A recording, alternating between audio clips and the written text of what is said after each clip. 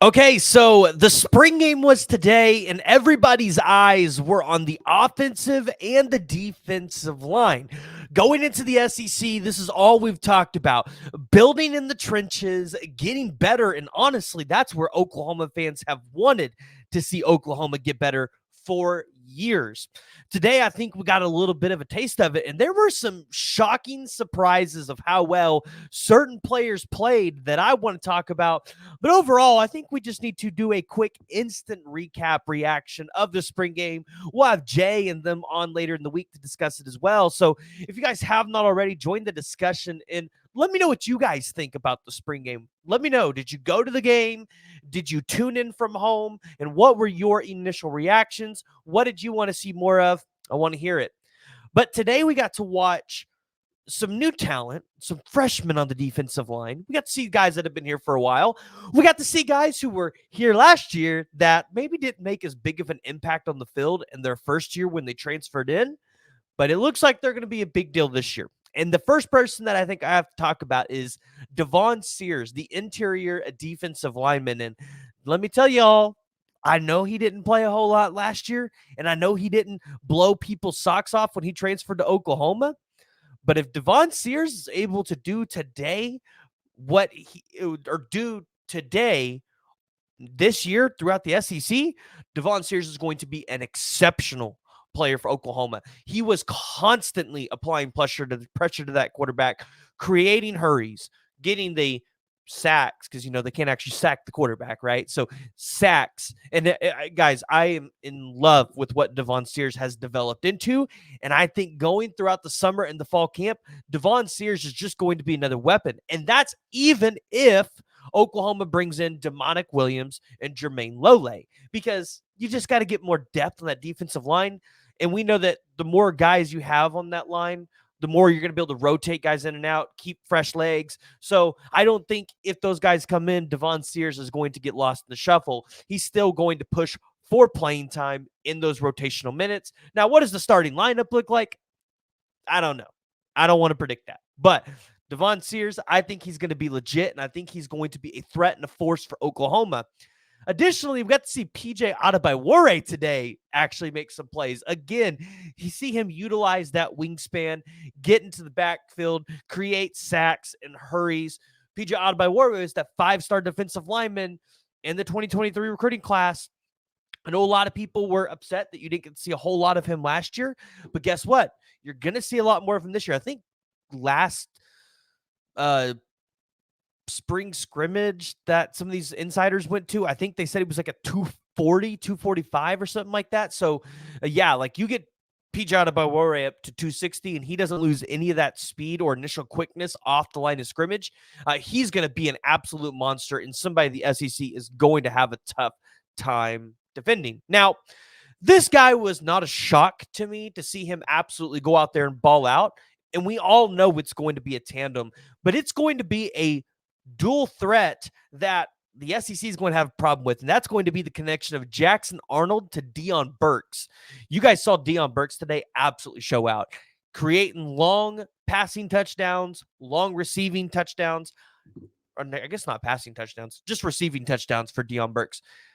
I really like what we're seeing out of there. I believe he did get a jet sweep, if I remember correctly, at the beginning of the game. Oklahoma fans probably are not happy about that one because I thought we were over that when Jeff Lebby left. But Deion Burks today showed us, okay, in the wake of Andrell Anthony potentially not being there for you this season, or at least when you start the season in conference play, Deion Burks is going to be an absolute monster and a dude for you on that offense. So Jackson Arnold's got himself a weapon. Oklahoma fans got to see it today, and the SEC got to see, Deion Burks is going to be a problem for us along with any of those corners. It was fun to see a lot of these other wide receivers out there like Zion Kearney or Carry On. You got to see Jaden Gibson take quite a few snaps.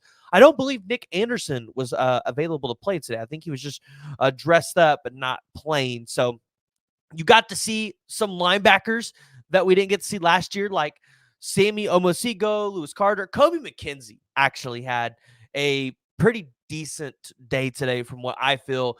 I still kind of wonder what his role is going to be in this defense because the linebacker room is just so deep, and You've got guys like Samuel Masigo, who we expect to be a cheetah. You got Lewis Carter, who we hear is one of the hardest hitting guys on the team, but also probably one of the strongest guys on the team.